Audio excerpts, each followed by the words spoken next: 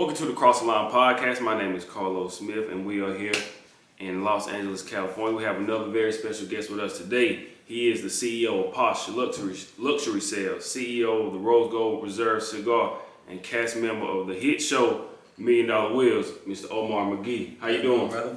Doing well. Thank you, sir. Thank you for having me. Yes, sir. Absolutely. It's an honor and privilege. Like we were saying before this interview, it's amazing to see somebody that looks like us as an entrepreneur, and like you said, representation, is so important for people in our culture. So to have you on, it's an honor and a privilege, and just kind of give you an idea of like how I found you. I was actually once I knew we were coming out here to LA to do some interviews.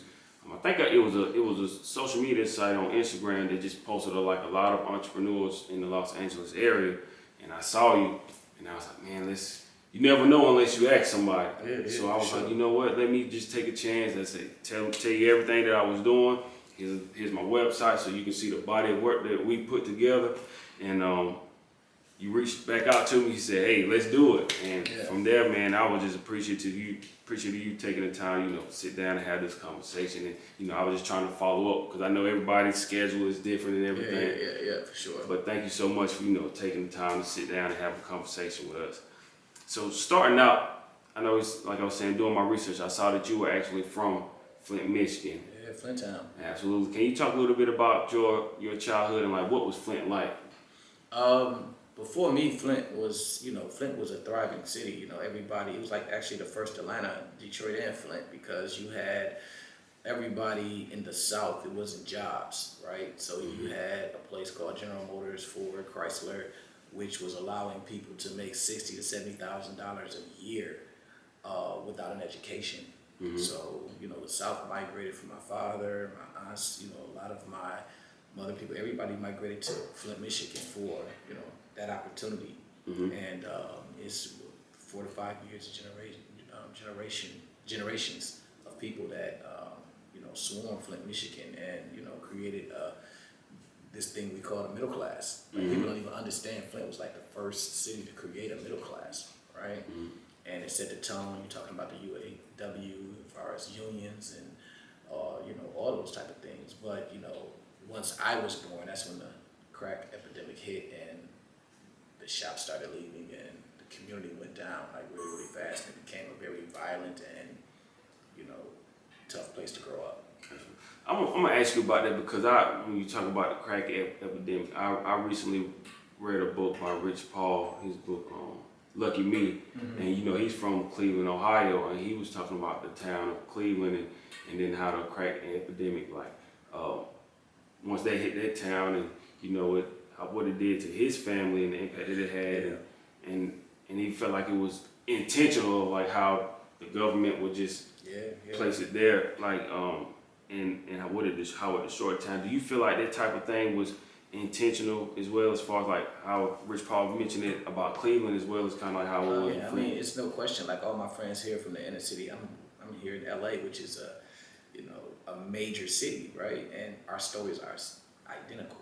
I mean, from how it hit, the impact, when it hit, from the guns, and how do we get all these guns? How do these 18-year-olds get all these guns? Mm-hmm. These drugs, it's money. Who taught us? That's what people don't even talk about, right? It's like we didn't just come up and like, how do we make crack? How do we get it? How do we all that stuff was taught. Exactly. Right? So you have to understand it was a game plan that was designed to flood all the inner cities with African American and Latino youth. Absolutely. Did that kind of sway you? Well, I saw that your father, he had a dealership in Flint. So did they kind of help kind of steer you away from going down that path of like? Well, he had a collision shop. It was where we had to work on cars, and I had a rough childhood early. My mother died when I was like 11 from alcoholism, and that was a tough time for me because we were living on the streets, and not living on the streets. Let me not say that, but I didn't go to school because you didn't have change of clothes and things like that. So it was really troubling for me at that time. But once I got everything back together in my life, my father was like very adamant about me staying at that shop. Because of my hustling spirit, he was very afraid of me touching the drug money because he knew I would have been very good at it. So as an adolescent after 9th grade, if it wasn't basketball, school, or just whatever he was doing, it wasn't, I didn't have time, and that was one thing I was grateful for. So as a kid, he saw that I was into a lot of stuff, right? But once I got everything back on track, he was very good at keeping me at that shop working, learning how to run a business, learning how and understanding entrepreneurship, those type of things. So I thank him for that. But within that, I hated getting my hands dirty. I hated labor, and I hated, like my other brother, he was just great at it. He was just a natural. He can fix a car and paint it, within hours. I'm still at, first base. Right. So that motivated me to go to school, because I'm like, I can't live the rest of my life doing this. Did you understand at the time though that what your father was doing, having his own collision shop, like that was entrepreneurship? Did you understand that? I didn't understand any of that. But it wasn't, to be honest, it wasn't a thing. Like in Michigan at that time, in Flint actually, it's a small city, so we were like, everybody had their own business. All his friends, entrepreneurs hang out with each other. So Joe D had the mechanic shop. His other friend had a tire shop. They had hardware stores. So it was like,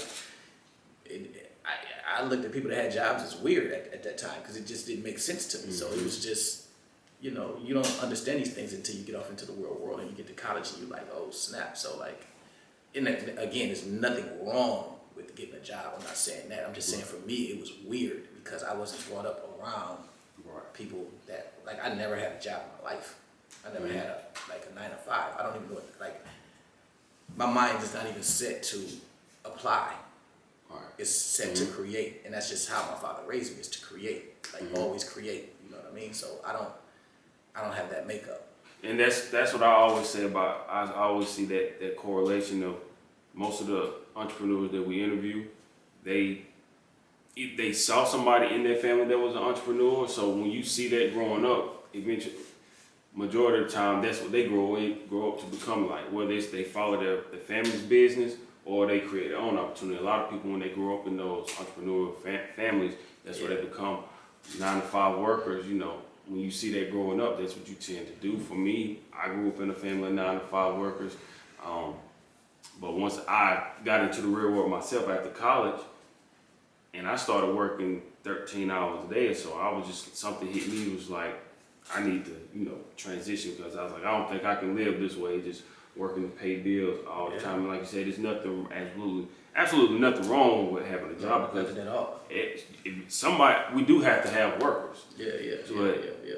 Just going out there into the real world and finally doing it myself, it was just like, man, let me figure out a way to transition and pivot and to do something on my own, create my own opportunity. Yeah, for sure. What kind of lessons would you say, working with your father, and some of those lessons that, that he instilled in you early on? Just always take care of your business, and your business will take care of you. That was like that's his thing. You know what I'm saying? That's a stain in my shirt that he always just put it on me. Like, man, take care of your business, man. And then it's too, his philosophy was always, if you can work 8 hours for the man, miserable, right? If you can put 15 to 16 hours a day in you, and you work the same amount of time with passion, it's almost impossible for you to fail at what you believe in, right? Only if you believe in it, you really care about it, passion, right? Because in the entrepreneurial spirit, it's no cheerleading squad. You in the dark by yourself until it's accomplished. Like, everybody is, oh, you got the cigars, oh, you got your TV show, oh, you got. They don't see the finished product. They see the finished product. They don't see the nights when people looking at you like you're crazy. And what people don't know, I had the #1 school in the state of California for educating African Americans. It was a high school called Executive Prep. Right. Congratulations with that. It taught finance. It taught entrepreneurship. It taught all of these things. I educated. I sent over 400 kids to college. Right. So just with that spirit of understanding money, because I'm teaching you now, like, I'm not telling you to wait 12 years and you're hungry now to learn how to make money. I'm gonna teach you how to make money now, right? It made more sense to the kids from Compton and Watson, South Central. They're like, okay, now this makes sense. I don't have to wait 12 years down the line to become a doctor, and I'm gotta starve for 12 years and figure it out, and when I can actually just make this money now, right? So that was something that I was passionate about, and I was able to pass on to a lot of young kids. And we in South Carolina, they're looking at passing a a law where in order for kids to graduate, they have to, I think their senior year, they have to, pass a financial curriculum now, which is something I wish we would have had back when I was in school, but they didn't educate us about money. Why was it so important for you to, start the school, educate young people about money? Was it something that you lacked growing up, or why was it so important? Yeah, because of my journey. I originally went to college for film, and I did a film called Flint Town Kids. It was an award-winning film, and it allowed me to go to Cannes. I know I'm jumping about. I did a lot of shit, so just be. Oh, it's all good. We got time. But I did this film, and it did well. And it took me to Cannes, which was the biggest film festival in the world. It's international. Okay. One of them, definitely top two, and it allowed me to rub shoulders with billionaires, right? And one thing about billionaires and millionaires, once the key is really just, what people don't understand is like, lose your pride when you get next to people and ask them like, man, how did you do this? Like, if it's impressive, it's impressive. It's society. Okay, I don't care what color you are. I don't care what it is. It's like, if it's dope, it's dope. It's, lose all the pride and, ask the question.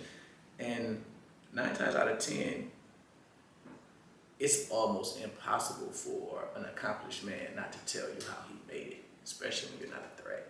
I always tell people, take advantage of your youth, because at the time of youth, like, everybody wants to tell you how to get it when you're a kid. And once you start getting grades on your face and you're getting some championships under your belt, you become competition, right? So a lot of people are more reserved, right? But when you're a kid and you out there and you have that spark and you have potential, and you'll be surprised how many people will give you the game. It's just you can't be afraid to ask for it and understand the etiquette and understanding when you're in rooms how to dress. It's a time to put up the earrings and put on a suit, and the jury take that shit off and get in there and act like you belong in the room, and you're trying to understand what's going on in the room, and people will really open up their arms and help you. Do you feel like that has been a key part of your success as well, because you were willing to, once you got into those rooms, to ask questions? Because, a lot of times in our community, people, when you reach out to people for help or ask questions, or you applaud somebody, they say you're quote unquote D-Ride. But would you say that's been a key to a lot of your success, because you were willing to? You have to understand, like, it's proximity. Like, this is a different level of life. Like, when anybody that say you D-Ride, you definitely in the wrong room anyway. You dig what I'm saying? Like, that's like, these people don't even understand what that is. Like, it's not, that's a whole different conversation, a whole different room. Like,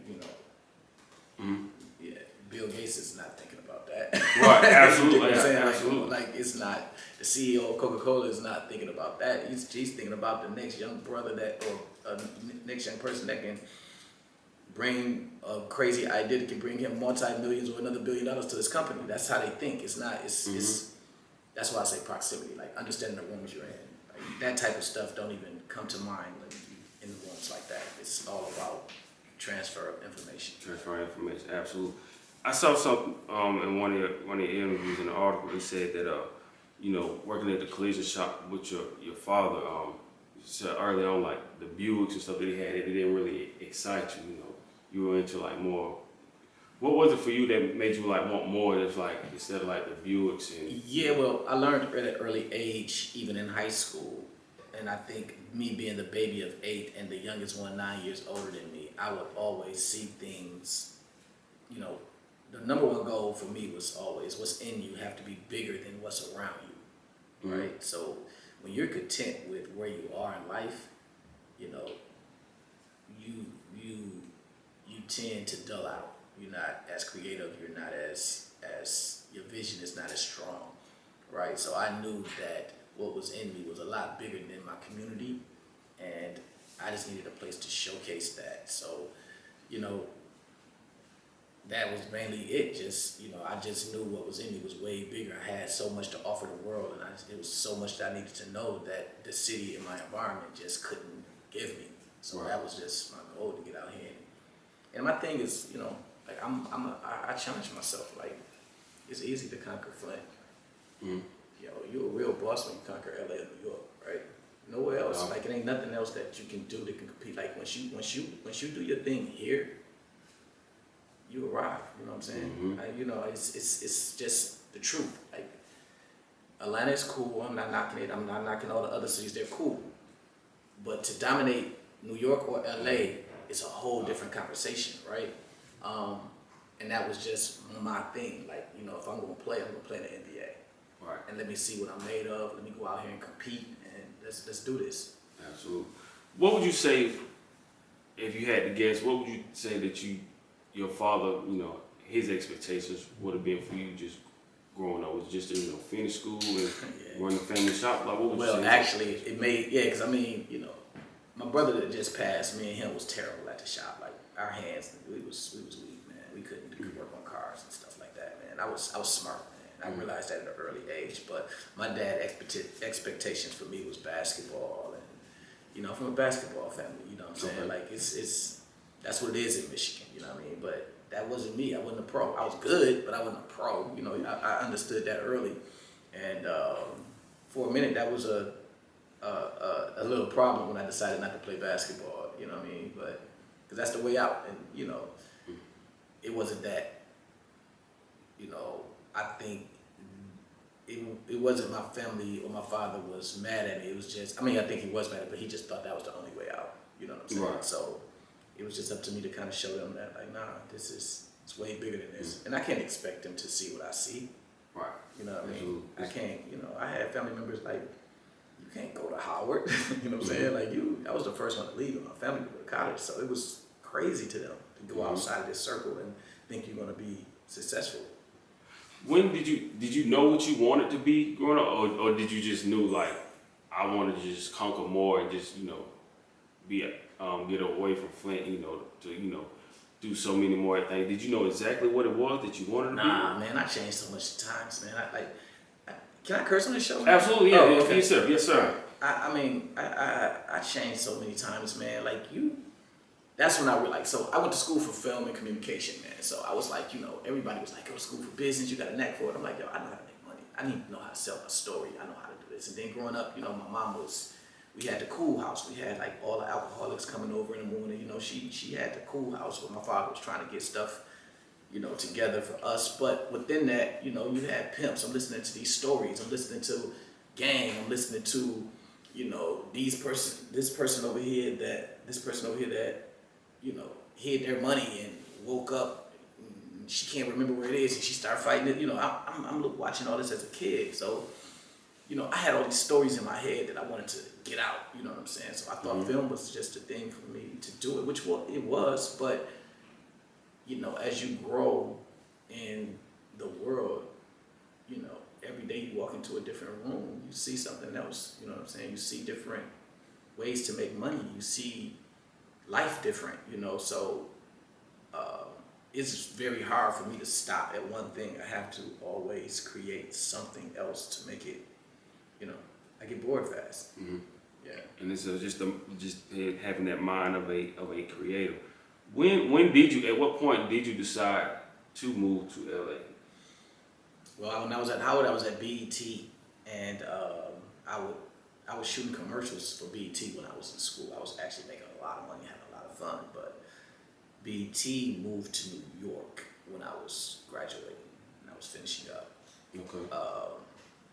And I had to make a decision: either I'm gonna keep working for BET freelance, not a 9 to 5, but freelance. They would pay me to go shoot commercials and I bring them back. Or I'm gonna go out here and be a filmmaker, and that's what made me like, okay, where it's gonna be, New York or LA. LA fits my lifestyle, right? I just know like where I want to go and what I want to be. New York just wasn't for me. I can't imagine, you know, working all day, gotta get on the subway with a suit on. Like that just doesn't make sense for me. And then within the weather, the conditions, you know, it's just not my thing. Some people love New York. I just, you know, it's just not my thing, right? So I just said, you know what? I'll make me a film. I'm gonna go home. I got all the drug dealers together in the community that I grew up with.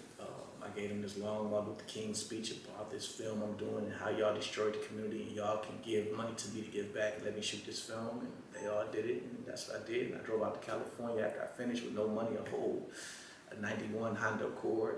I slept in my car and I made it happen.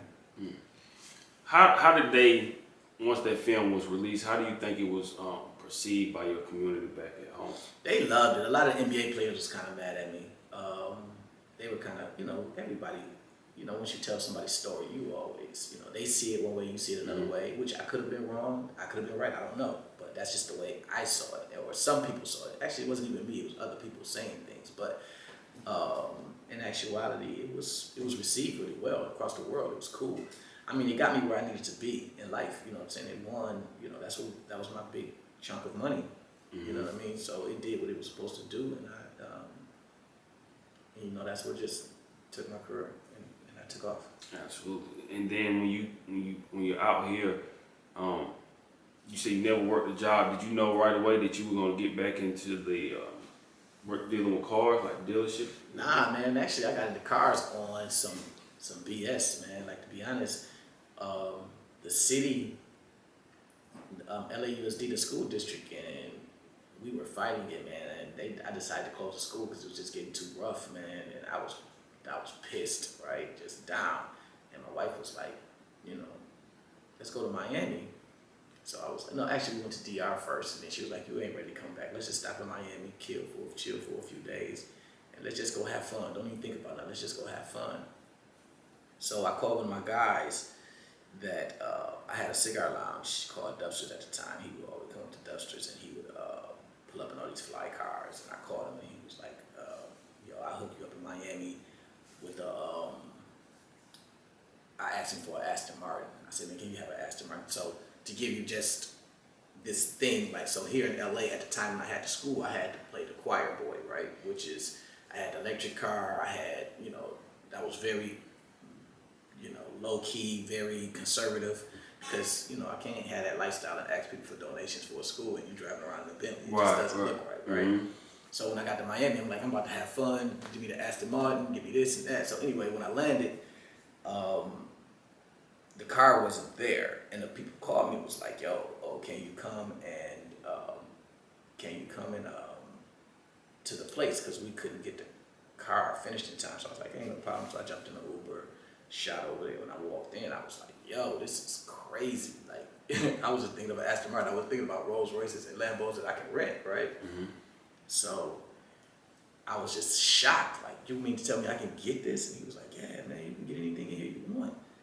And my wife started looking at me like, here we go. Like, she knows, when I had that look, she knows. It's like, he's about to go in hard. Like, so I just started, like, drilling my man, like, dude, I was like, so matter of fact, give me the Rolls Royce, because anytime you go into a business and you want something from that business, you have to spend. So I was like, what's the most expensive joint? He was like, that drop top Don. It was fly, too. It was crazy. It was the first time I even touched a Rolls Royce. I was like, give me that. So he gave me that, and I was like, who owns this place? And he was like, he's not here right now. So I was like, damn.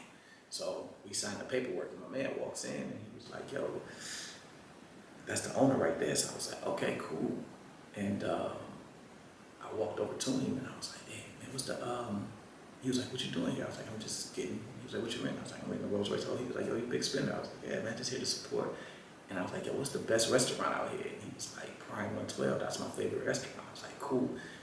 It's on me, I'll meet you there tomorrow at 12. And he looked at me, he was like, what you mean? I was like, hey, it's on me, man. I just want to sit you down and talk to you about your business and everything. So that morning, we went to went to lunch, and I told him everything I was trying to do, and he told me the game, and he was like, brother, and to be honest, I do this all the time. You know how many people go follow through? I was like, nah. He was like, 0. I was like, you have no idea who I am, bro. And 2 years later, we was featured on Forbes. That's powerful. That's very powerful. Dude, when you walk featured in Forbes, let me not say on Forbes.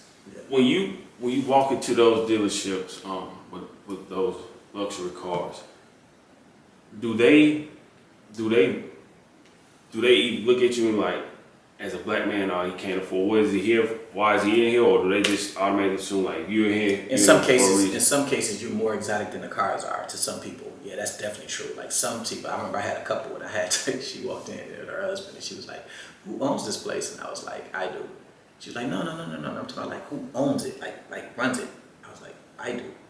And then she rephrased it again. I'm like, and then the husband was kind of like, yo, babe, he said he owned it, like, but it was still like, dude, please. So he was asking me questions about a car. So she went and Googled, and she came back and was like, honey, he really does own this place. Like, it was like she needed confirmation from someone else. Like, my word was just nothing to her. Like, it's impossible for you. And I don't know if it was because I was a black man, or she just didn't think we were smart enough. I don't know. It was crazy. But you know, those are the things you have to deal with, and inclusion. But it's also our duty to represent ourselves in a different manner when we walk into these rooms and these professions. You know, it's time to introduce ourselves. So if we're going to introduce ourselves, we've got to introduce ourselves in a professional manner, right? Absolutely. And, you know, let them know that we do belong here and we can do this just as good as you can. Does that rub you the wrong way when people look at you as like, oh, he can't be the owner, like maybe he's just a worker instead of like the actual owner? Does that ever rub you the wrong way, or did it in the beginning? I mean, early when I was young, because I didn't understand. But if, you know, being black, let's just be honest, like, it's nothing it's no beating around the bush, and let's stop, like, not having this dialogue. Like, if you go into any profession thinking it's going to be fair, you're fooling yourself. Oh, absolutely. You're fooling yourself. 1000%. If you think they're going to treat you, like every individual is going to treat you equal, you're fooling yourself, right? So you have to understand that and especially when you're like one of the first, right? Because people don't see people like, and I look young, right? Like, so I look 10 years or 15 years younger than what I am. So that's a whole different thing, because most people are in this space, they're not us. Let's just be honest, they're not us. They're not doing it on this level. So I'm very adamant about making sure when I approach this industry or any industry that I represent the culture well. I can tell you just from my experience when, you know, covering sports, you know, I cover the Charlotte Hornets, and I do it under my own business. Like, when I first started, I had a mentor that brought me into, you know, covering sports. So now that I work for myself, you will see how when media, white media, let's just be real, white media comes into the building and go heads to their seat with their credential around their neck, you know, security, they don't check them. They automatically assume, oh, well, this person is supposed to be here. But when I come in, they'll double check, make sure I got my credential hanging around my neck, or they'll make sure they read it and say, you know, who do you work for? And I just tell everybody, you know, I work for myself. You know, for me, it's powerful to say that, because, you know, my mindset, you know, in college was like covering those athletes as an intern. I was like, man, I want to go work for ESPN or Fox, or one of these major corporations. And when I graduated, it didn't work that way. I couldn't get a job in my field. So I feel like God was redirecting me for a purpose, you know, kind of create my own opportunity. And now once I, you know, and I still get pushback and face rejection, and it gets you down at times, because you're human, but at the same time, it just motivates you to keep on going. But when it's powerful for me, when people ask like, hey, when they come ask me when I'm covering the games, who do you work for? I say, I work for myself. And they just like, how did you do it? And I, you know, just give them some bits and pieces of advice. It's like I had a mentor and made some connection when I was interning, and then everybody told me no, so I had to create my own opportunity. What's the name of your company? So it's Cross the Line Network. You know, it actually, I just initially I called it Cross the Line Podcast. Only reason I'm asking you this is because when people ask you who you work for, instead of saying work for myself, you're the owner of Cross the Line Network. Cross the Line Network. It's a difference. See, just that little, what you just said right there makes a big difference. Right? 'Cause see, when I work for myself, it's like a musician. They be like, what you do? I'm a musician. Like, oh, he don't have no money. Right? It's the little things that you say that changes the whole dynamic of how a person looks at you. Okay. You dig what I'm saying? Absolutely. So just that little bit right there, it just feels different. You know what I'm saying? So people are like, Omar, what you do? I don't say I sell cars. I'm the owner of Posh. Because at that point, they at least have a reference to look up. Like, oh, what's Posh Luxury Imports? Oh, shit, this is... But if I say I sell cars, I just like, put myself way down here. Absolutely. You understand what I'm saying? Man, I bet if you go to that. Brian Allen right now and ask him what he do, he's going to say, I own my own company. He's like, he going to tell you, I'm the owner of da-da-da-da-da-da-da. Absolutely. Man, I appreciate that piece of advice right there already. I had to do something in the also a small transition I made was, you know, I would just say Cross the Line podcast. And so when I would send emails to different media outlets about sports coverage, they would just, once they saw the word podcast, they automatically just, we don't accept podcasts. So I changed it from that to, Cross the Line Network, because I wanted to be something greater than a. There you go. And it's a learning process. All this stuff is learning. So that's why I say don't get frustrated. Just understand those things. Like, okay, like everything you do is a learning process. Every step you take, every time somebody says something to you, you constantly adjusting. You're like, okay, oh, I gotta make it like this, or I gotta do it this way. I got to, and that's what I mean about understanding the etiquette. Like study the greats. Know everything about Byron Allen. Learn everything about Tyler Perry. Learn how they did it. Learn, understand those things, man. So when certain things hit you, that you can go. So it's like, just think about it like it's like a cop, right? A cop is trained to use a gun. And it's a lot of training with that gun. So when shit gets haywire, he relies right back onto that training, right? Like he ain't just flipping and running and diving and not knowing how to shoot. He's relying on that training. It's the same way. So all the information that you're processing and learning about other people and how they did it, when certain situations happen, you revert right back to that.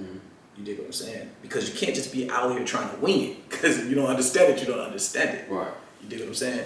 How did you handle, for me, like I said, I faced pushback, and some in media, sports media, you don't see a lot of us doing it already. So for whatever reason, it's already a lot of pushback, and they paint our athletes in a certain way. So it's just being in that space, building a business, like the ups and downs and facing rejection. I want to ask you, like, how do you handle those moments where you may have felt, qualified for an opportunity or something, but you still, face those rejections? Well, one thing I do first is I understand why they're saying no. See, the hardest thing for a man to do is look in the mirror. Because what you do is you justify why you don't have or why you didn't know, instead of just facing, like, because sometimes it's not even racial. It's like people don't even understand that. Like the problem is other people are more prepared than us, right? We have to wing it to learn because we don't have nobody to call for a reference. Absolutely. Right? Yep. So we have to wing it. So that's why I'm saying, like, studying those greats is very important, because then you have to create your value. Right? So what will be very disheartening is not being prepared when opportunity presents itself. Right? Yeah. So, like, for instance, if I tell you to study Tyler Perry, right? And you fool around and you meet Tyler Perry, and you know nothing about this guy, but you actually in a room and you only got one shot. You're going to blow it. That's my point exactly, right? Yeah. So what my point is, you know enough about everyone and have enough knowledge to create value, because your knowledge and how you move and the things that you do are, or has to be, impressive to who's ever around you. And understanding how to ignite and get the attention of the people that's around you that can actually help you. And that's what I mean when I say create value. You got to find a way to create value to where they can't deny you. If it's aligning yourself with a player, if it's aligning yourself. I mean, Allen Iverson is the reason Stephen A. is who he is. Yep, and he'll tell you that all the time. Yeah, I mean, that's just a fact, right?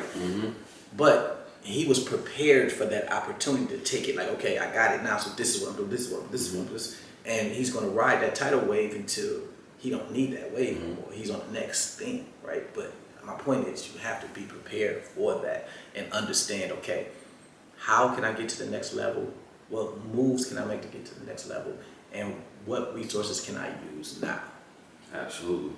How would you say would be the best way to, get that type of, I guess, somewhat like that access to somebody? Of course, you study this person, but a lot of people, a lot of kids from our community, they don't have that type of access, or they're not fortunate to, be in those type of environments. Well, I'm from Flint, man, so I didn't have no access, right? So you got to create that shit, man. Like, you can't be afraid. Like, and to be honest, man, your audio got to match your video. Let's just be honest. Like, you got to be who you are, man, and you got to be very unapologetic, right?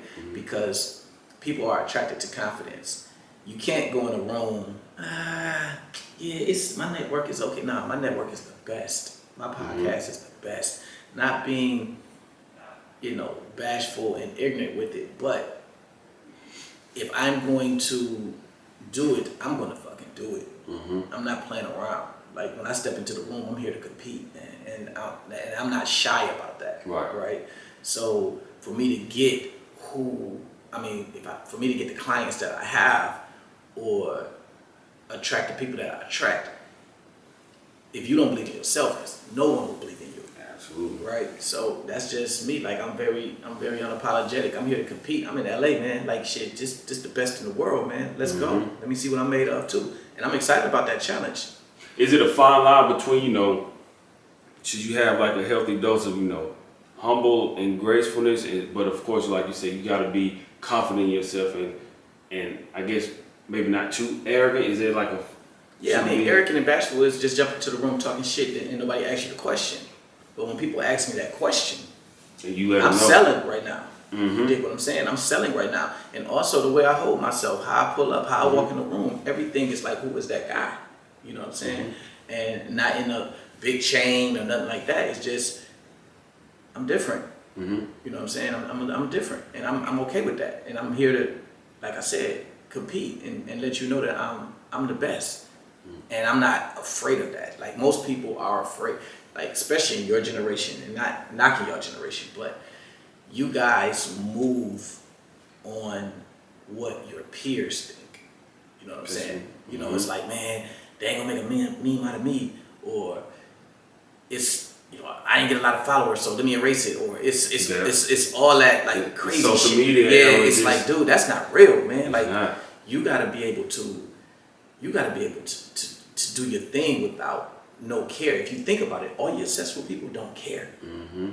And I think in our era, we equate followers, the amount of followers you have, to your wealth as well. Yeah. And that, or what's cool. Or what's cool, absolutely. One of the entrepreneurs that we met earlier this year, we flew out to Utah, interviewed him. He reached out to us, and we had the opportunity to go out there. Very rarely do you see him online. Doesn't have many followers, but when he sits down and has this conversation, and he talks about the business that he built, and we walk into this home, like, man, I ain't never, I ain't never seen a house like this, and he don't even have no more than this many followers as people you might see online. That don't mean shit. Don't mean, yeah, exactly. It's like, you gotta throw that out. But I think that's one of the things about this generation, and with the social media era, is equating your amount of followers to you actually like winning. But a lot of times, a few weeks ago, we had a lady. She was saying that she knew a friend that had a big time following. She was in one of the I forgot what mainstream article site it was on, but she was like, I know this person. She was like, she just got her stuff repossessed not too long ago. It's like, this stuff is not real like what you see out here. And that's what I mean when I say you gotta make sure your audio match your video. Like you gotta be authentic, man, and understanding. So when people deal with you, that's why if you look at it, it's hard to get like earlier when you said to me about disappointment when people don't mess with you. A lot of people don't mess with you because they're not who they say they are. Like, so you got to look at it from that point of view, right? Like, people that contact me and I can do this, I can do that, I can do this, because it sounds great.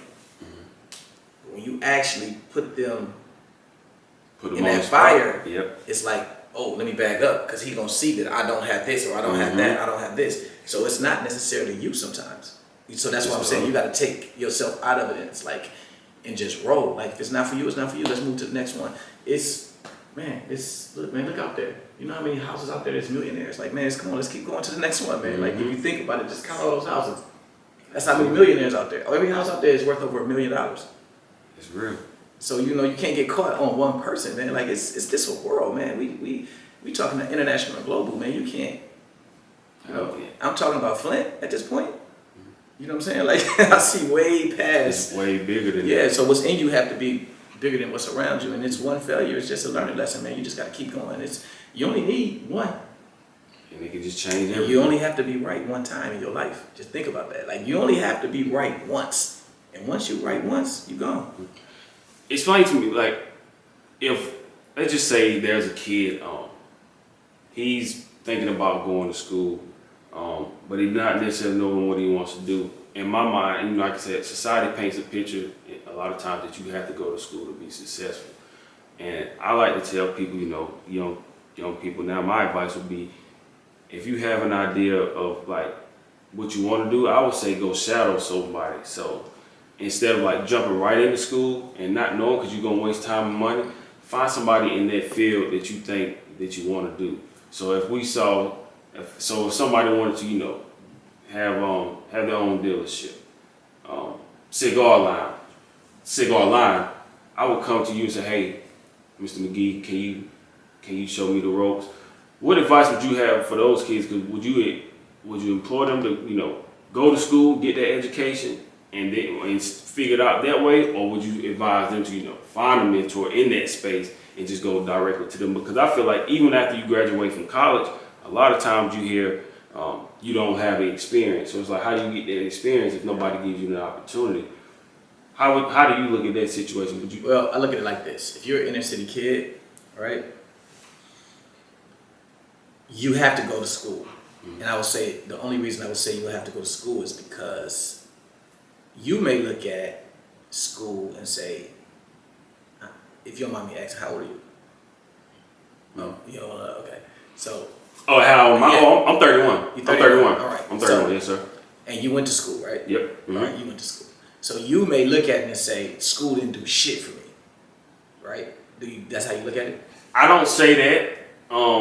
I did learn, but I feel like depending on what you're going for, I feel like you just depend on what you're going for. Because knowing what I know, if I could do it all over again, it was just the amount of student loan debt that I was like that I would try. That's the problem right there, right? So this is what I'm going to tell you, right? Mm-hmm. Now you can look at school and say, man, this shit man put me in a lot of debt. But I guarantee you, the fact that you went to school, you learned so much on character, networking, discipline, how to discipline, etiquette, to prepare you for the rooms. Like you wouldn't be here right now if it wasn't school. Mm-hmm. You dig what I'm saying? Sure. You can't be. It sounds great. Like I get what people say. Like it sounds great. Like me coming from Flint and going to Howard, it taught me so much about etiquette, understanding business, how to relate to people, understanding the difference people, knowing not to mix friends. Mixing friends means if I'm throwing a cigar event over here and I got multimillionaires, I can't bring this person over here that is not a multimillionaire to mess up the, you see what I'm saying? Right. Like you learn these things and that, because I can still put you in a room with the person that is successful in everything you're trying to do. But if you don't have nothing to bring him to the table, it doesn't matter. Right? Yep. If this guy don't look at you and say, this young man going places, he can take this company somewhere else, it doesn't matter. Mm-hmm. Right? If you raw and you're cursing, you don't know how to speak, you don't know how to dress, you don't know how to put on the right clothes, that access doesn't mean anything. Mm-hmm. So that's why I would say you can't take an inner city kid and put him in those rooms. Even if they're from a good family and never did drugs or nothing, and they just don't know enough to even stay there. Mm-hmm. So that's why I would say, especially for inner city kids, go to school. Because look at it like this. If you don't have no debt, you don't own anything anyway, right? Mm-hmm. Like, and what's the purpose of you to keep working? That debt keeping your ass grinding, right? Oh, absolutely. So if you ain't had that on your ass, you wouldn't be grinding as much. Now, I always make sure I tell people it's absolutely nothing wrong with going to school. Because I would be a hypocrite to say don't go to college, and I went to college and I have a degree. Yeah. But at the same time, I feel like it's very important to, you know, understand what you're going for. The way I look at it now is just find somebody that you think, find a field that you think you're interested in, find somebody in that field, go learn under them, and then if that's what you really want to do, then try to go to school and then take those courses. Because if you don't really know, because when I really went to college, I didn't really know at the time, but I was just like, I just felt like that's what I was supposed to do after high school, was to go to college, get a job, and then stay at that job until I retire. Yeah, but we have to be careful with that message, because look at it this way. If you tell a kid, if you don't know what you want to do in life, don't go to college. No, I'm not. No, I'm not but I'm saying like it can be interpreted that way. That's my point. Mm-hmm. So you like find out what you want to do. That's a dangerous question because finding out what you want to do can be 3 years in your mama house. Mm-hmm. I'd rather have that kid 3 years in college learning, getting exposed, building relationships. You see what I'm saying? Like that. If a kid tell me he don't know what to do, you definitely need to go to college, right? Because you can't sit there and just like look at the sky. Because what happens is you will start working jobs you don't like, that you hate. Then you start drinking. Then you start smoking weed. Then that shit is not good enough. Then you get into bad crowds, and you get into people telling you, man, you can do this right here, and you can make a whole bunch of money, which 9 times out of 10 is illegal. And then next thing you know, you see what I'm saying? You see how they but see, now if you're in college, you're around people that's doing certain things that at least exposes you to different things. So that's my point of view. I know how people look at it, but I'm very cautious about that message because it can be interpreted totally different. I mean, I understand what you're saying.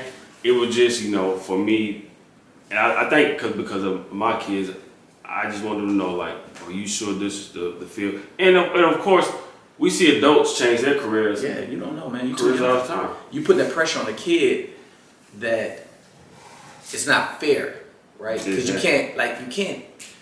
You're 18, man. You don't know shit. It's hard to ask an 18-year-old, like, what do you want to do for the rest of your life? You gotta send them to school to figure that out. Because let me tell you this: you never want. I would rather suffer now with a child and invest in his education to endure a lifetime of ignorance. That's what you don't want.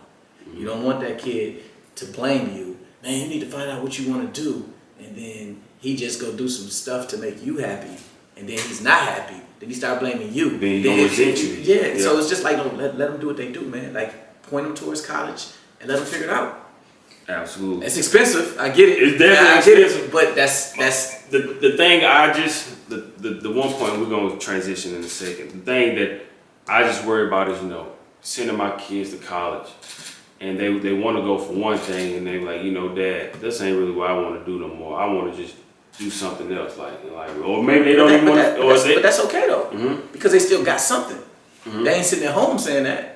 Oh no, you ain't gonna stay at home anyway. You gonna go. Going to work now. But that's my point. Did you change? Did I change?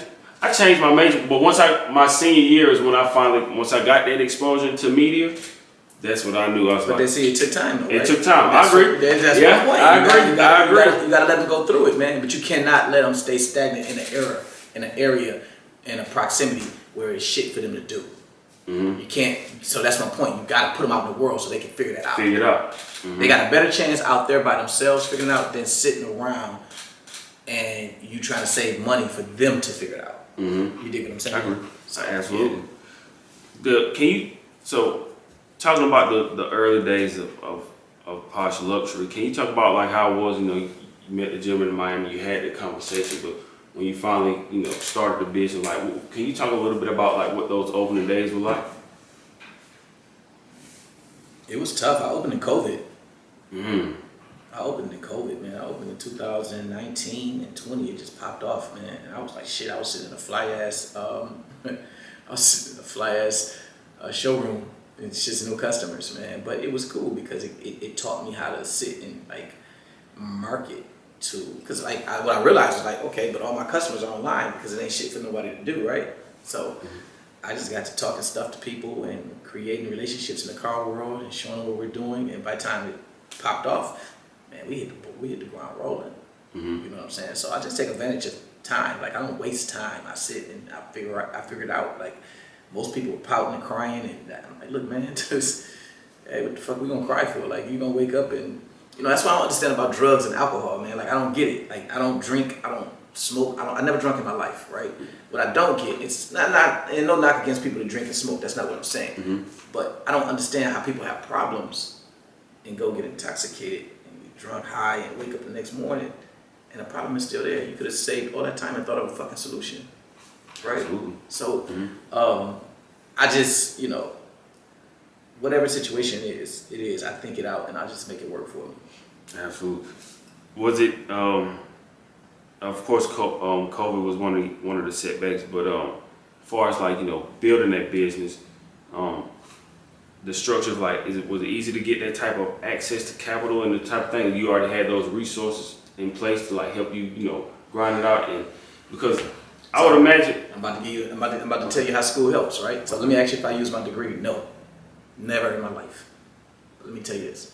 So when I started Posh Luxury Imports, my first 5 customers from Howard. Eamon Joseph from Snowfall came in and bought a Ferrari. Adrian Lofton from Nike, now Google, came in and bought a G-Wagon.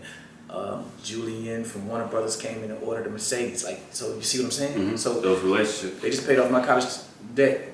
Mm-hmm. My point is, man, you just gotta understand how. I ain't said they paid off I'm just giving you an example. I'm gonna say it that way. But my point is that those relationships are very valuable, man. And school is the reason I'm able to move the way I move, is because I built those relationships. So like, if I sit there and I concentrate on the debt, I'm stuck. You're stuck on that. I'm stuck on that right there. I'm like, dude, okay, how can I benefit off of this situation?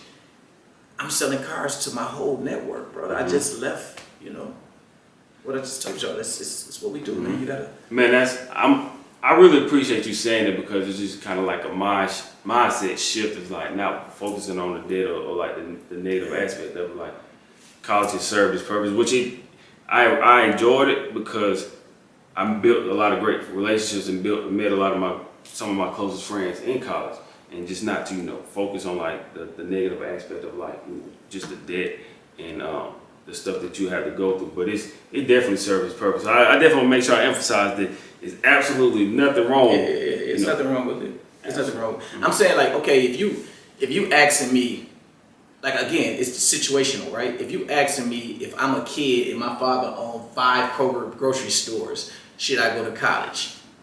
No.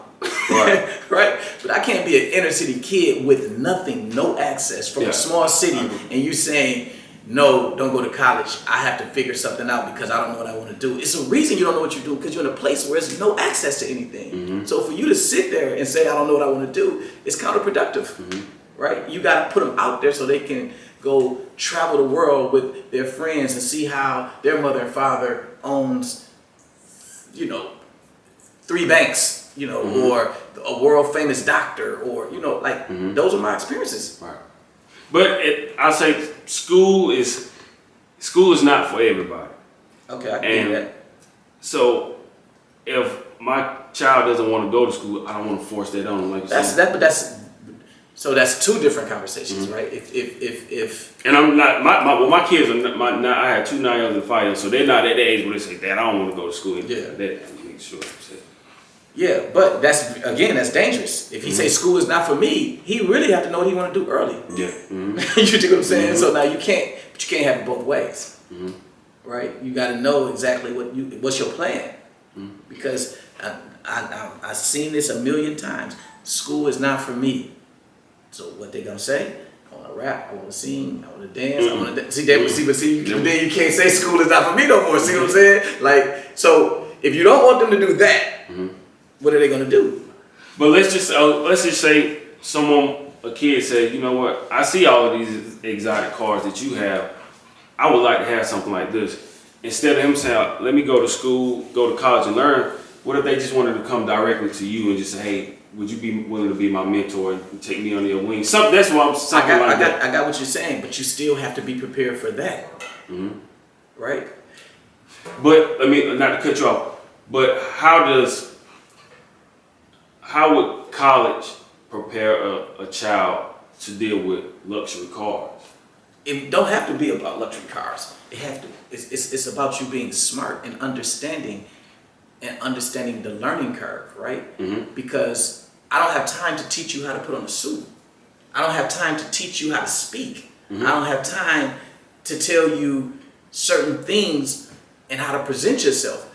Those are the basics. Mm-hmm. At 18, I don't have time to stop to show you those things. When you come from college, that's already done. You should be polished. You polished already. Mm-hmm. You dig what I'm saying? Now I'll need to have to show you the game. You see what I'm saying? Mm-hmm. So that's my point. Like, you can't put people in rooms because they say, I want to. You know how many dudes came up to me and said, man, I want to work for you. And I looked at them and like, bro, there's no way you can work with me. If you think I'm going to put you in front of a millionaire client to drop off a Rolls Royce and have a conversation or dinner with him, you're sadly mistaken. Mm-hmm. You don't even have the makeup to do it. But see, he don't understand. He'll look at me and say, Omar, you ain't messing with me, and I'm a black man. No, you're just not prepared to get into those things. So that's my point. You just can't push a kid on somebody because the things that he don't know is not his responsibility. Mm-hmm. That's true. So that's what, like, it's a reason people stay 4 years in college before they go in the NBA. Everybody ain't LeBron James. Everybody like, if I got the talent, I can do it. Like, it's only a few that can actually do it. Mm-hmm. And you look how many that failed at it, right? Because they're not prepared. It ain't even about how many players you've seen. Let's just talk about the inner city. You always see, you hear people, man, this dude was way colder than that dude. He was killing him in the streets. He may kill him in the streets. He may even be a better basketball player. But he don't have the other stuff to make him an NBA player. Yeah, the discipline and the structure that goes along with it. No drinking, training, working, learning how to speak, learning how to be at practice, not missing things, listening to the coach. All that means something, brother. So you can't, that's my point, like you can't just throw them in the fire. Mm-hmm. They gotta be ready. Absolutely. Man, this is a great conversation, and I really appreciate your not necessarily disagreeing with what you're saying. It's just like coming from different perspectives on all of it. So I really do appreciate that. I saw in the interview when you were talking about one of your cars, you said something about a rapper about purchasing a Rolls Royce Cullinan and it got shot up. Man, you really good at this. You've been doing your research. Absolutely, yes, sir. And I make sure that when I do my interviews with anybody, especially flying all the way from South Carolina to come to LA, I want to make sure I take the time because I want people to know I appreciate them sitting down with me because you could be doing plenty of other things, but for you to take that time to sit with me, I greatly appreciate that opportunity. So you said the rapper had a Rolls Royce Cullinan and they shot it up. You didn't mention the rapper's name, which is fine. Does that make you hesitant to sell to particular careers? It wasn't a sale; it was a rental. A rental, okay. Yeah. It makes me change a lot of things. You know, it's shit. You think about a lot of things when you rent cars out, and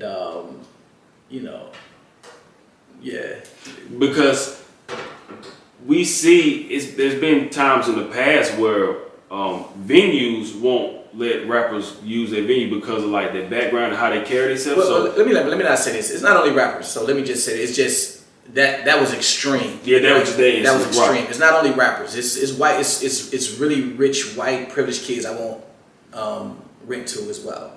Mm-hmm. So they're just as worse. So it's not just a black thing. It's a white thing too, right? Mm-hmm. It's white kids that will come because their father's filthy rich and tear your car up. Mm. You know, because they don't care because they have money. Mm-hmm. You dig what I'm saying? So they're both in the same. You know what I mean? In a lot of ways, I'll trust a rapper even more because you have some rappers be like, man, I ain't paying for this. You know, they way more responsible. Right. Then you have the younger rappers who's not matured enough yet to understand. You know, money don't grow on trees yet. Mm-hmm. Would you say that's probably one of the toughest setbacks in a business when something like that happens to your cars? No, that's not. That's a part of the business. That's just it. Like I said, that was an extreme situation. There was a few more, but that was extreme. But yeah, it's a lot of setbacks in the business. But that's just a part of it. It's a part of it. It's not a knock on them. And I shouldn't just say all rappers because it's a lot of rappers for me that's super dope. That was just an incident where it was a rapper in that situation. And you just have to gauge it. And it's just not, let me not say rappers. It's just people, period. It's people walk in, I'm like, nah, we ain't renting to you. I can tell right up the top, right? Mm-hmm. All money is not good money, right? So, yeah, it's individual based. That's true. We hear all the time, when you drive a car for a lot, it instantly depreciates in value. Is that typically the same with like a luxury car? How is it? Not some exotics, different cars you can buy as long as the maintenance is kept and the miles are really, really monitored. They can create value for you. You know, you have the Ferrari, you got a few Ferraris, you got a gang of Ferraris and Porsche as well that, is 1.6 million right now and it probably was purchased for 300,000. You know what I'm saying? Mm. So Ferrari has a thing where you have to buy a certain amount of Ferraris before you can buy the Ferrari, the big boys, you know what I mean? Mm-hmm. And I guess if it's like a limited quantity on it, the value of it, Yeah, when it's numbered, it's always a value to that. But it's still, you have to take care of it in a certain way for it to hold that value.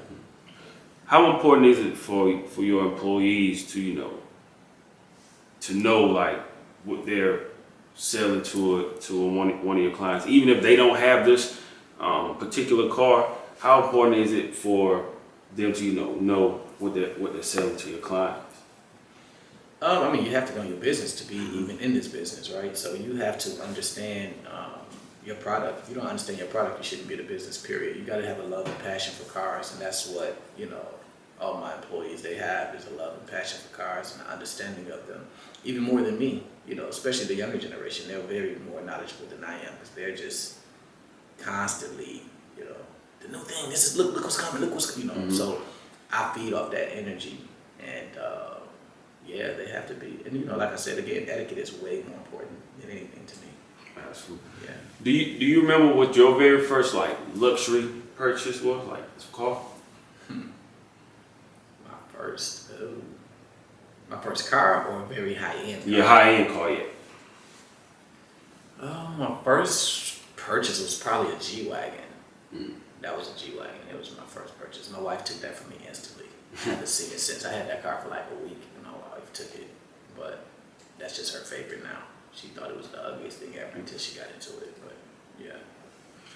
Was it like a humbling experience for you? When you sat in that car, you made that purchase. Like, man, well, coming from Flint to where you are now, like, what was that? Well, it was a few. It was a few things that happened way before that. Like, that was like, nah. It was a few things. Your home.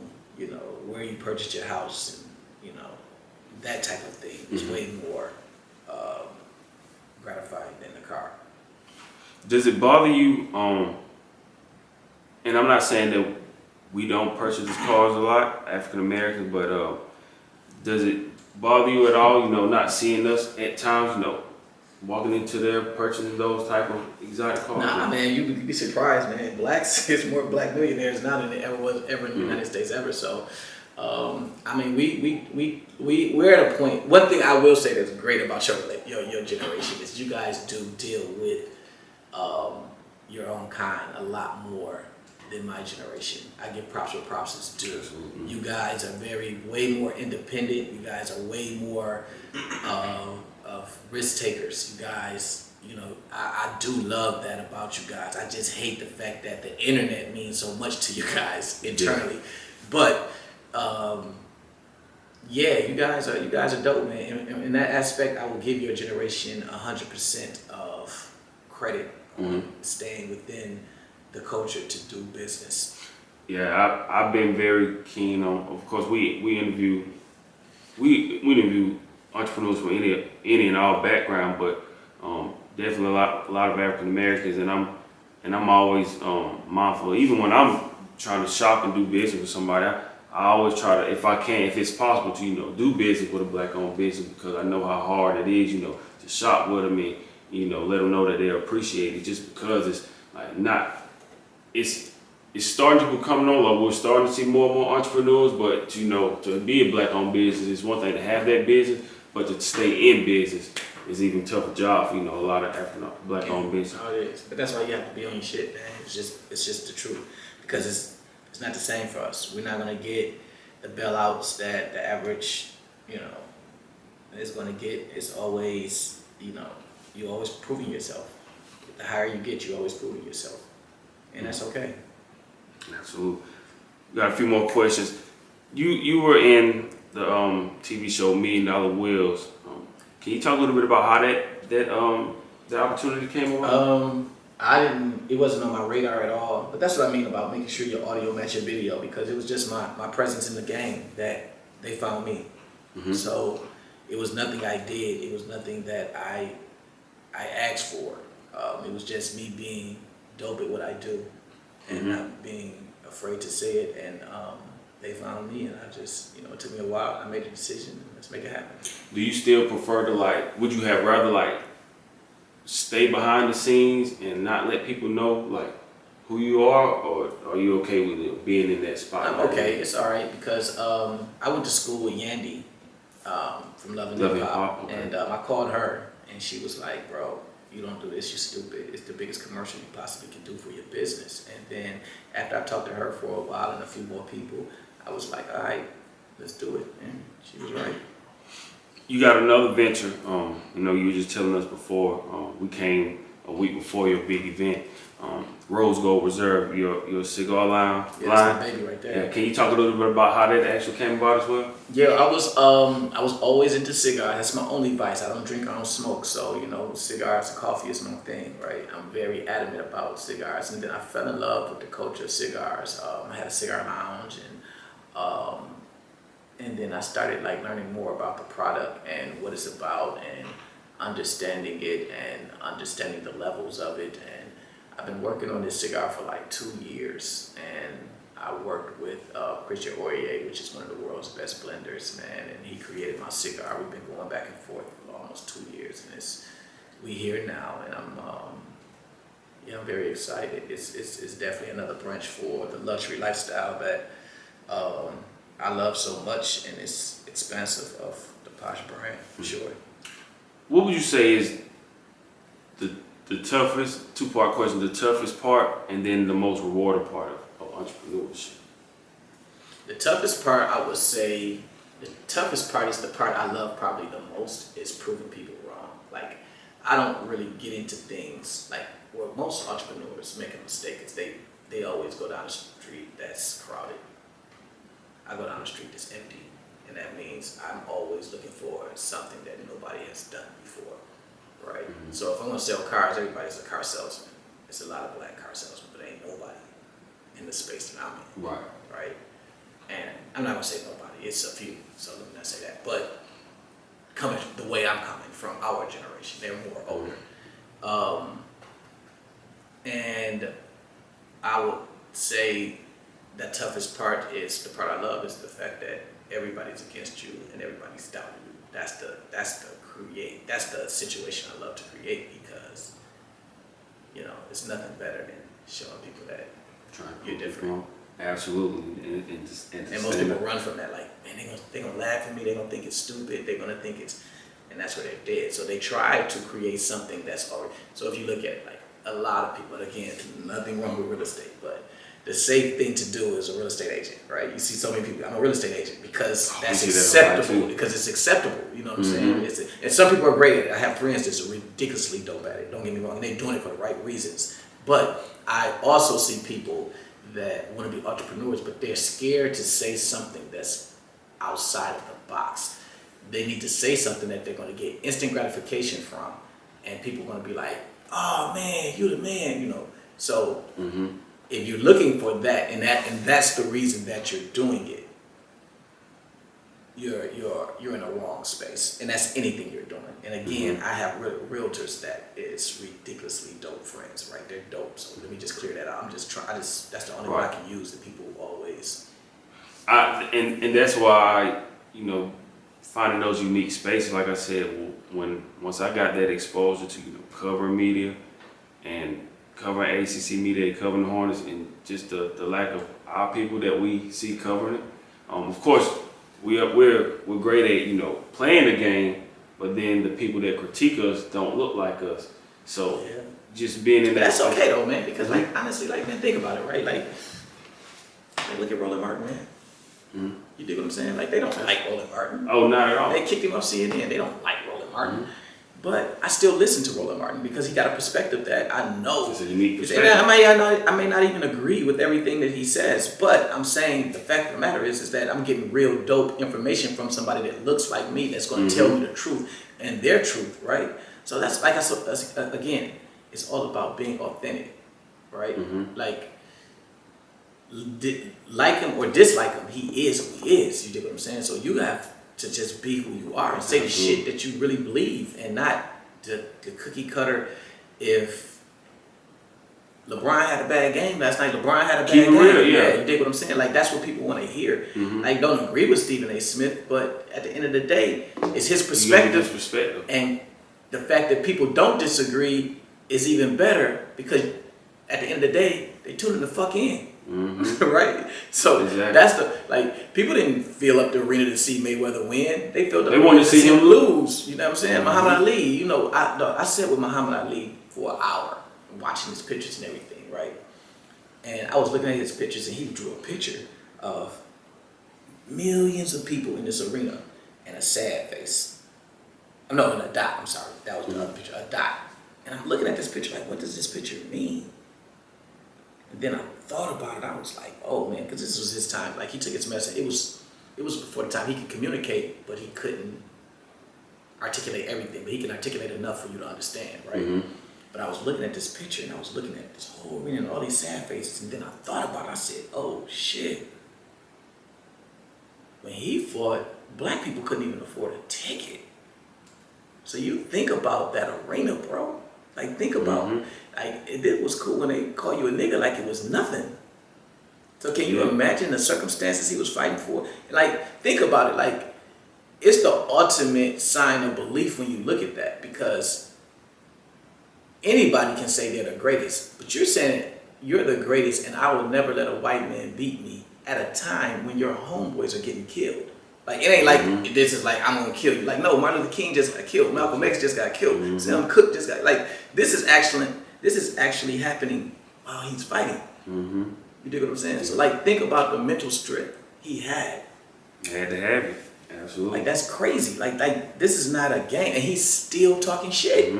And he believed everything that he said too. He's still talking shit. Like and they're killing his friends one by one. That's what one of the gentlemen that we interviewed, Mr. Ali, the black-owned laundry detergent company called True Laundry Detergent in Atlanta. We interviewed them several times, and you know he spent some time with Muhammad Ali, and he was telling us. He asked him like, "Why do you say you're the greatest?" and all those famous quotes that you have. And he was just like, I just believe it. He said he's like the black man is mine. He said it's all about like what you believe. Yeah, if you don't believe it, nobody else will. Absolutely.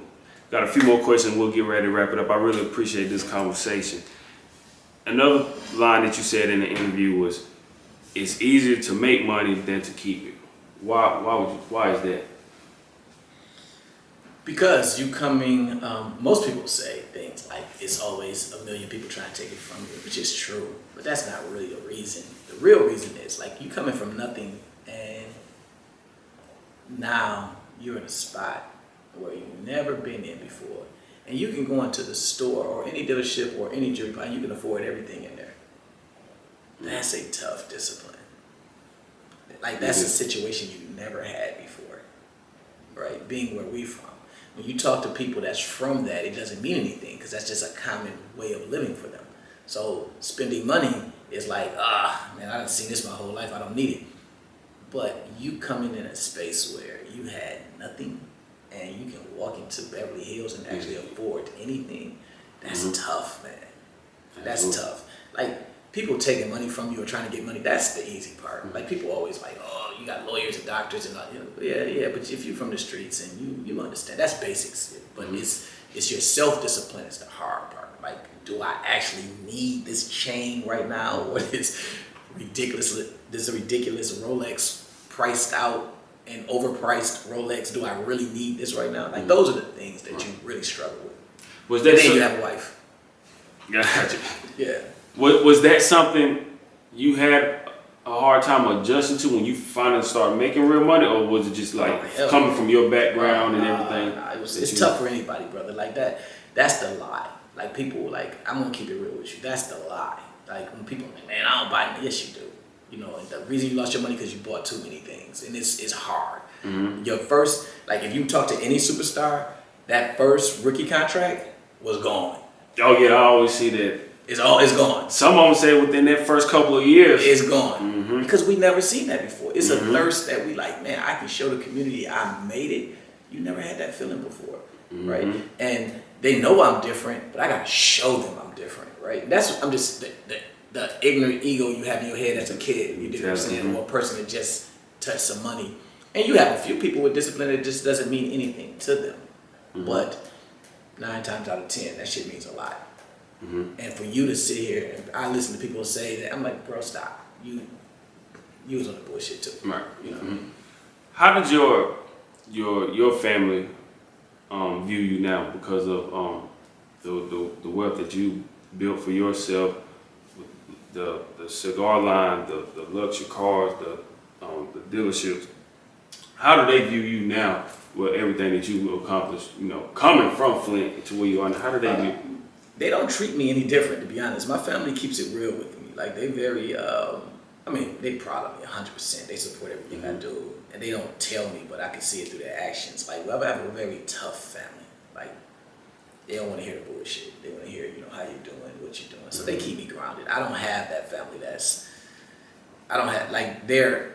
they're entrepreneurs in their own spirit, not on my scale or from that point of view, but they hold their own to where they can say, fuck you. You know what I'm saying? Like, they don't need me to survive. They're doing well. You know what I'm saying? Like, they're doing really, really well. So I don't have that family that needs me like that. Like, we all came from a very humble spot, but in reality, they're all doing their thing. Mm-hmm. So I can't, if they need something, yeah, but I'm like, they're doing it. Right, and I was gonna say it so, because a lot of times when one black person in the family becomes rich and successful, it's like we all made it, and of course you want to take care of your family, but also they talk about a lot of times about athletes. That's one of the quickest ways for them to go broke is trying to take care of everybody. No, I didn't have that problem. I'm more invested like my nephews and nieces and things like that now. Like that's what I take. My brothers and sisters, they don't need anything from me. They're cool. Mm-hmm. I mean, if they need it, if they absolutely not need it, like they don't need shit from me to survive. Like they're all doing their own thing in a respectable space and doing really, really well. Like it's not like they got cribs and shit. And, like they doing it. Absolutely. What would you say is like some of the best advice that you've received? Shit, that's a lot, man. That's a lot. One of my great experiences, obviously, first time I was ever starstruck with Ali, that was my big experience. But I've met people that I can't even really say on camera. Damn, my father, man. I ain't this, that's the stain on my shirt. Take care of your business, and your business will take care of you. Mm-hmm. Great advice. If you had to lay out a blueprint for a business, just any business in particular, somebody wanted a blueprint for a business, what would you say is like some things that just to get a business up and going, what would you say was like a blueprint? You always create your name first. Most people try to create a business without a name. You gotta have a name. Because that creates a vision. You gotta see the logo. You gotta see it across the world. You have to understand the mission statement. You have to understand. So you start building everything from your logo, your name, your mission statement, how you see it, how you want to package it, how it's going to be introduced, how the rollout is going to look, all of those things. And that's why most people get frustrated because they start writing words. Well, words is not visual, right? You can't, you can write this great business plan, but if it's no vehicle to put that business plan in, so what is it going to do? What is it going to do, right? Mm-hmm. So you have to create that vision first, create the business plan, put it into that vehicle, and then you gas it up. Absolutely. This is a question I don't think I've ever asked anybody on here before, but this is kind of like more of a personal question for me. So probably a couple months ago, a few months ago, when I was first game of the season, I had a young kid come to me, and he just saw how I was dressed, and young kid looked like us. And he said, "Excuse me, sir, can you give me some advice?" This was covering the Hornets game, and I was headed to my seat. And he was like, "Excuse me, sir, can you give me some advice as to what I can do so I can be in your position one day?" And for me, it humbled me because I was like, man, I'm still in a position where I'm still learning a lot. But for a young kid to see me and see himself in me, it's like, and he's asking me for guidance. I was like, I'll be honest, mentor him. But at the same time, I'm just like, man, I'm still learning a lot at the same time. Just still trying to, Man. find my way. Me too. So what advice would you have for me in this position, and I've even stepped out on faith. I was uneasy at work, and I walked away from my job. I have money saved up, and it was just everything at work was just making me so uneasy. And they was just like, it's never gonna be a perfect time. So I just took the leap of faith, and I left my job, and I'm betting on myself. And then I'm constantly having people, even when I go to games, like that young man, they're asking me, hey, are you hiring?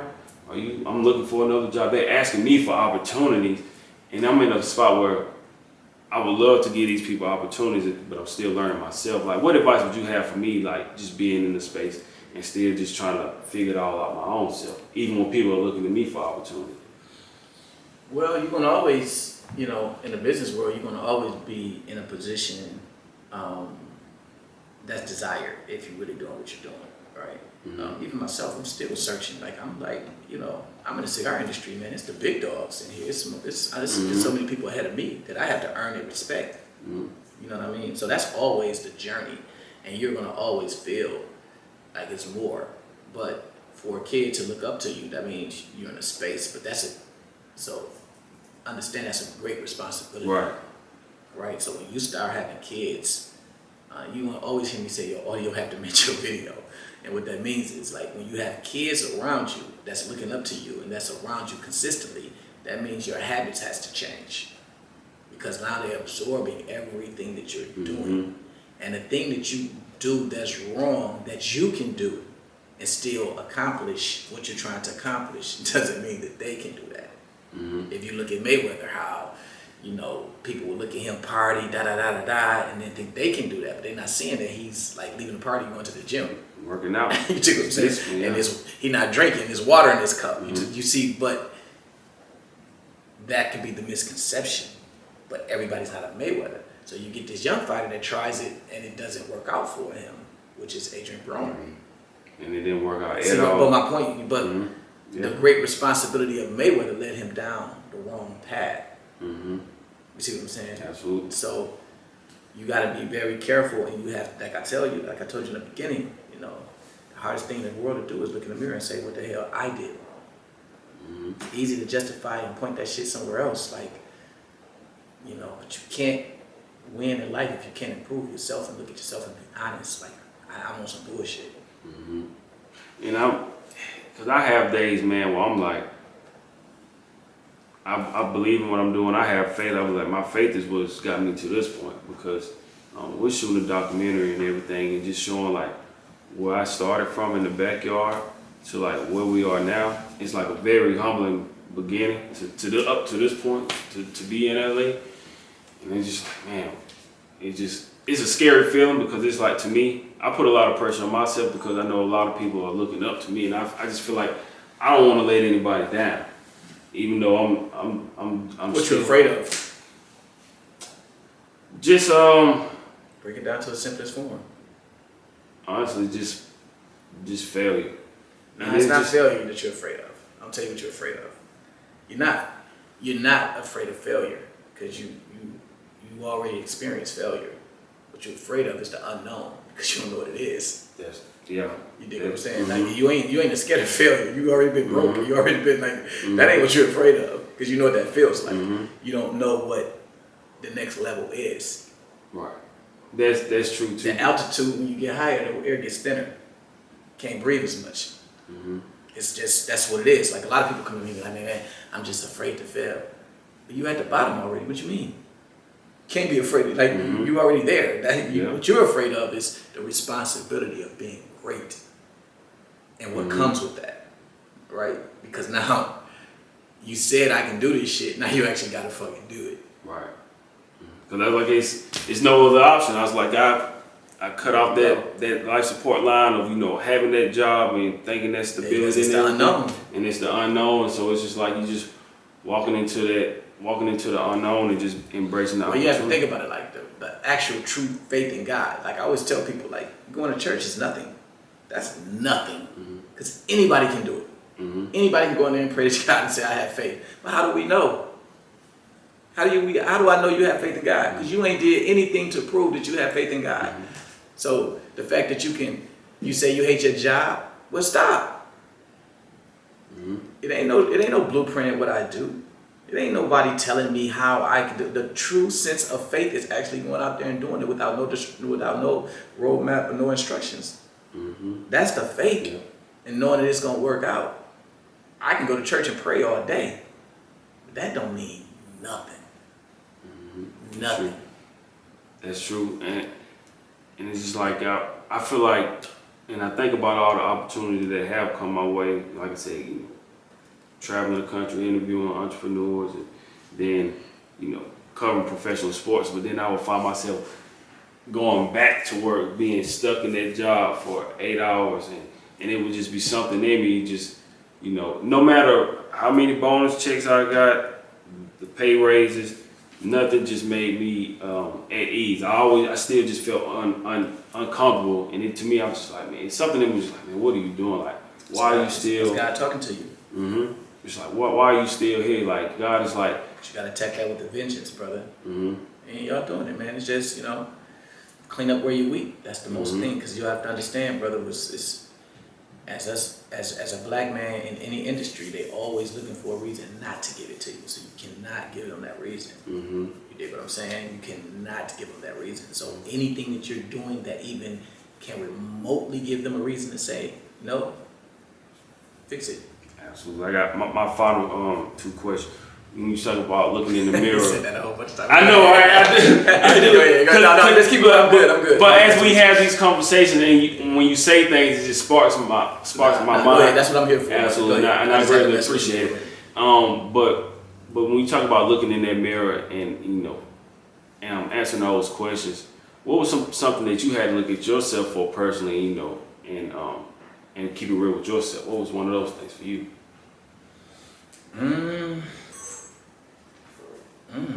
Shit, that's a whole bunch of shit, man. I do that every day. That's not a one-time thing. That's when somebody tells me no, I ask why, right? And no matter how stupid because it's like this, like no matter what you say to me, I will listen, but I evaluate and then I verify. I check it, like damn, do I do that? Or I even go to some people that I trust their opinion and be like, yo, do I? They're like, yeah, you be on that shit. And so I gotta, oh shit, I do. So now I gotta, okay, how can I fix that, right? What does that look like? And man, I mean, I had to let the street shit go. Like I was really just street, man. When I first went to Howard, I was bad, man. Like that's why I'm always stressing etiquette, man. Like there's a lot I didn't understand, man. Just, I didn't know how to eat at the table. I didn't know which forks to use. I'm eating with my elbows out. It sounds crazy, but that's a major thing to learn. I had to learn to take the earrings out. You know what? I was gonna take these out. We were supposed to do a photo shoot, and I forgot to take them out when we get ready to do it. No, I'm just telling you, like those are things that I had to do. I had to look and say, like, okay, what the best look like? Okay, I gotta be better than that, right? Kobe can't be Jordan looking at Magic. True. You dig what I'm saying? Like he can't be Jordan looking like Allen Iverson. You do what I'm saying? Like it's just you gotta understand what it is and don't be afraid, no matter how not cool it is. Because you gotta look at it like this, right? I don't adjust to the world, I make the world adjust to me. But I do it in a fashion to where I'm respectable and I look respectable and I understand what it is. And that's what it is. I have to dress for the job that I'm looking for. So, if a Byron walk in the room, you have to be presentable to even have that conversation with him. Because what you don't want somebody to do is look at you and say, man, if I invest in this dude, he's just gonna go buy some rims, he's gonna go buy some stupid shit. Like you don't even want to look remotely close to that, right? So, yeah, I might not. I don't even remember what the question was, but I don't know if I answered it or not. Oh, absolutely, that was perfect. What advice would you have for someone that may want to step out on faith? Maybe they don't want to have a cigar line. Maybe they don't want to have a luxury car, have a car dealership. but they just want to find their purpose and, you know, go after their dreams. What advice would you have for them?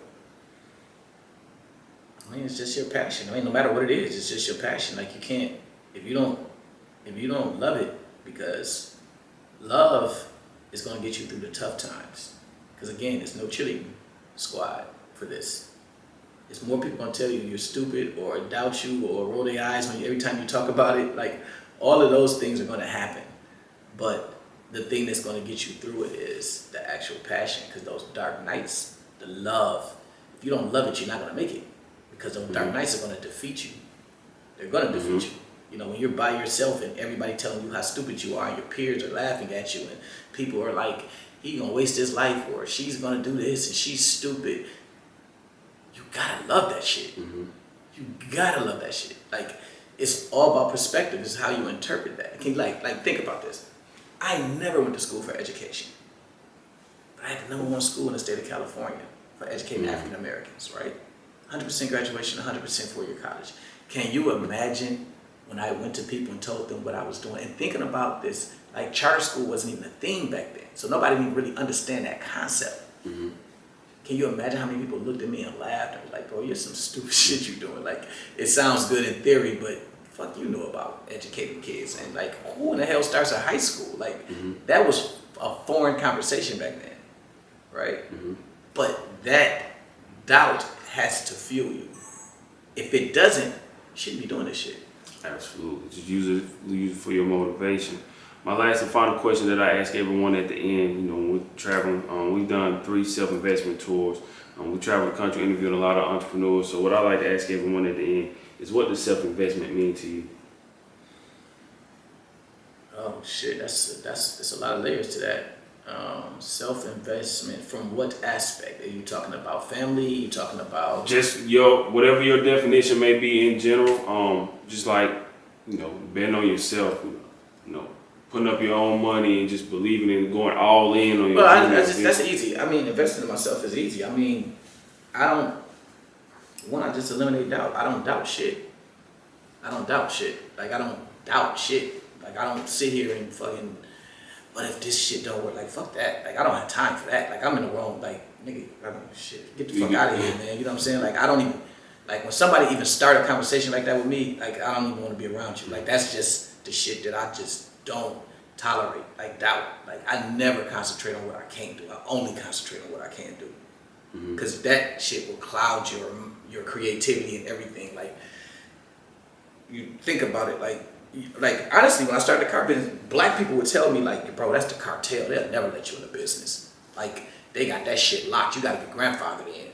No, motherfucker, they won't let you in. For you, not me. Like, that shit don't have nothing to, what you talking about, I have nothing to do with. That shit is none of my business, right? I don't even fuck with people with doubt, right? Like, the minute you tell me, I don't think I can, look, this conversation is over. Well, if you think you can't do it, then. Yeah, like, it's, the white man is going, like, what? He's going to hold me back? Like, how? Like, where he at? Like, I get it. It's some shit in banks and shit is not fair and shit, but it's a million ways to skin a cat.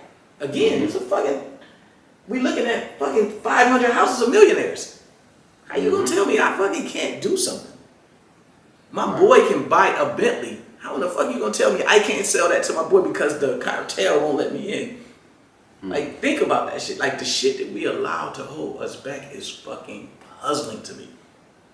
Like, it's puzzling. Like, that shit, that dog, when I tell you that, it's nothing that makes me madder than that shit. It's people creating shit that don't exist in their head on the reason they're not where they are. You know what I mean? The reason I didn't go to college, the reason you didn't go to college because you wasn't on your shit.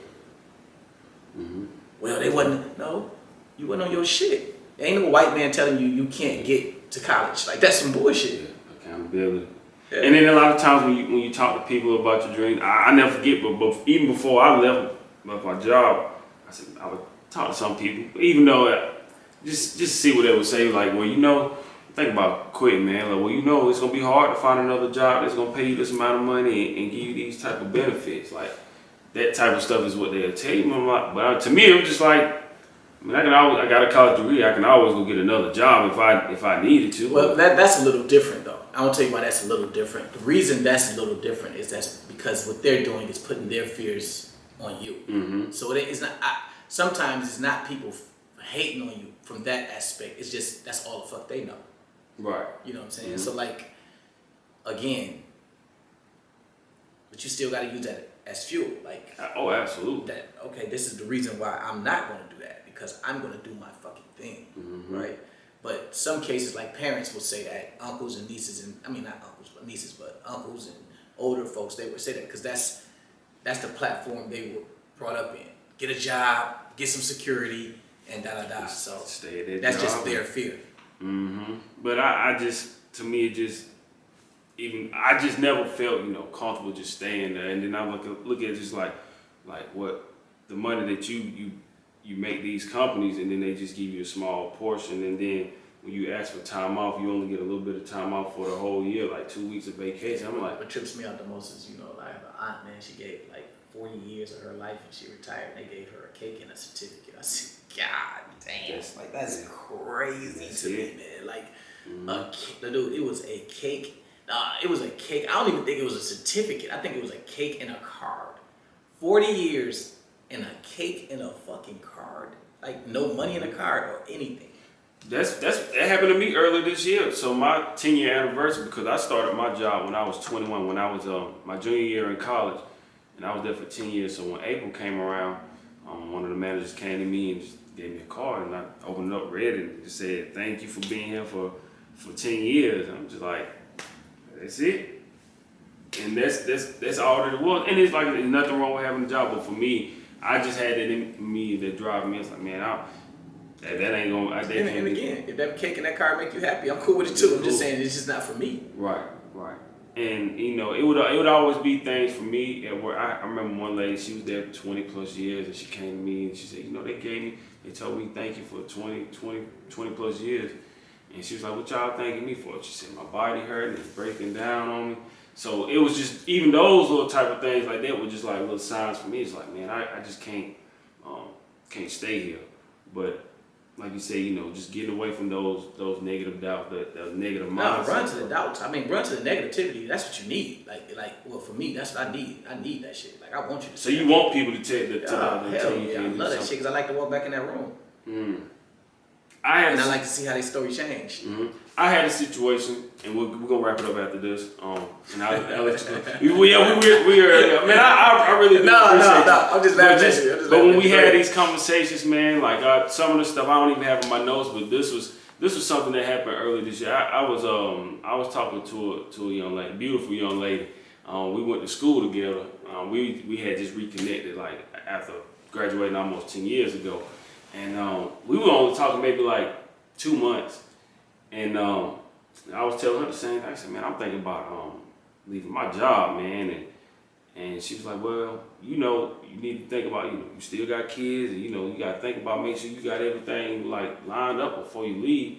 And I understand, like logically, you will understand like where she coming from, but I was just like, so you don't think I can do it?